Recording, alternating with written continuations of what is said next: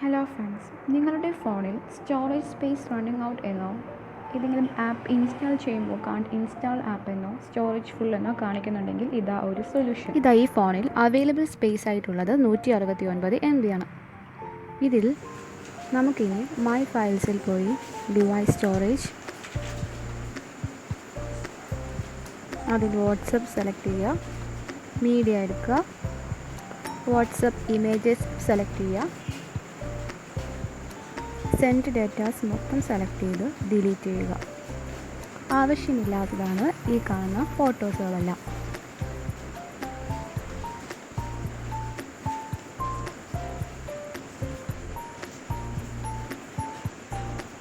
ഇപ്പോൾ ഫയൽസ് എല്ലാം ഡിലീറ്റ് ആയിട്ടുണ്ട്.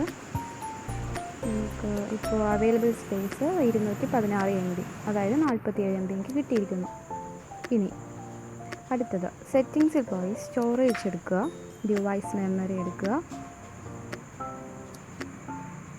ക്യാഷ്ഡ് ഡാറ്റ എന്ന ഓപ്ഷൻ സെലക്ട് ചെയ്യുമ്പോൾ ലോങ് പ്രസ് ചെയ്യുമ്പോൾ ഇങ്ങനെയൊരു ബോക്സ് ഡിലീറ്റ് ഓപ്ഷൻ വെക്കുക. ഇപ്പോൾ അവൈലബിൾ സ്പേസ് 298 MB ആണ്, അതായത് 82 MB കിട്ടി. മൊത്തത്തിൽ എനിക്ക് 129 MB കിട്ടി. ആവശ്യമില്ലാത്ത ഫോട്ടോസ്, വീഡിയോസ്, ആപ്സ് ഫോണിൽ നിന്നും ഡിലീറ്റ് ചെയ്തിട്ടുള്ളതിൻ്റെ ക്യാച്ച് ഫയൽസ് ആണ് സ്റ്റോറേജിൽ നിന്നും ക്ലീൻ ചെയ്തത്.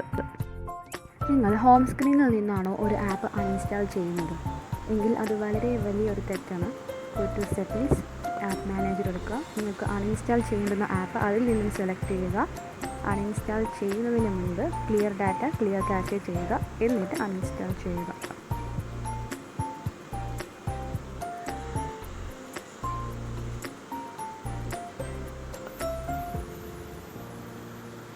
നിങ്ങളുടെ ആൻഡ്രോയിഡ് ഫോണിൽ ഗൂഗിൾ ഫോട്ടോസ് നിങ്ങൾ കണ്ടിട്ടുണ്ടാവും. പലർക്കും അറിയില്ല ഇതിൻ്റെ ഉപയോഗം എന്താണെന്ന്. ഇതിൽ ബാക്കപ്പ് ആൻഡ് സിങ്ക് എന്ന ഓപ്ഷൻ ഡിസേബിൾ ചെയ്യുക, ഡൺ കൊടുക്കുക. അപ്പോൾ ഒരു മിനി ബോക്സ് അപ്പിയർ ചെയ്യും. അത് യെസ് കൊടുക്കുക, സൈൻ ഇൻ ആവും.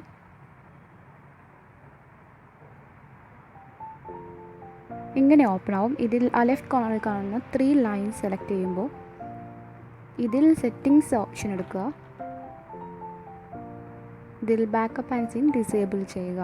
നമുക്ക് ആവശ്യമില്ലാത്ത ഫയൽസ് ഇതിൽ കയറാതിരിക്കാൻ വേണ്ടിയിട്ടാണ് ഇത് ഡിസേബിൾ ചെയ്യുന്നത്. ഒരു ഫോട്ടോയ്ക്ക് വേണ്ടി 10 പ്രാവശ്യം നമ്മൾ എടുക്കും. അതിൽ ഒരെണ്ണം മാത്രമായിരിക്കും നമുക്ക് വേണ്ടി വരുന്നത്, ബാക്കി 9 നമുക്ക് വേണ്ടാത്തതായിരിക്കും. അപ്പോൾ നമുക്ക് വേണ്ടുന്നത് മാത്രം സെപ്പറേറ്റ് സെലക്ട് ചെയ്ത് ഗൂഗിൾ ഫോട്ടോസിലേക്ക് അപ്ലോഡ് ചെയ്യുക. ഇമെയിൽ ID, നമ്മുടെ ഇമെയിൽ ID ഇതിൽ വരും, അതിലേക്ക് അപ്ലോഡ് ആവും. ഇനി പലരും പല വീഡിയോകളിലും കുറേ ആപ്പുകൾ നമുക്ക് സജസ്റ്റ് ചെയ്യാറുണ്ട്. പക്ഷേ ഒട്ടും സ്പേസ് ഇല്ലാത്ത ഒരു ആൻഡ്രോയിഡ് ഫോണിൽ ഇതൊന്നും പ്രാവർത്തികമല്ല. ആണെങ്കിൽ തന്നെയും ഇതിൻ്റെ റിവ്യൂസ് നോക്കിയിട്ട് മാത്രമേ നമ്മളത് ഡൗൺലോഡ് ചെയ്യാൻ പാടുള്ളൂ. അല്ലാത്ത പക്ഷം സ്റ്റോറേജ് സ്പേസ് പോകാൻ സാധ്യതയുണ്ട്.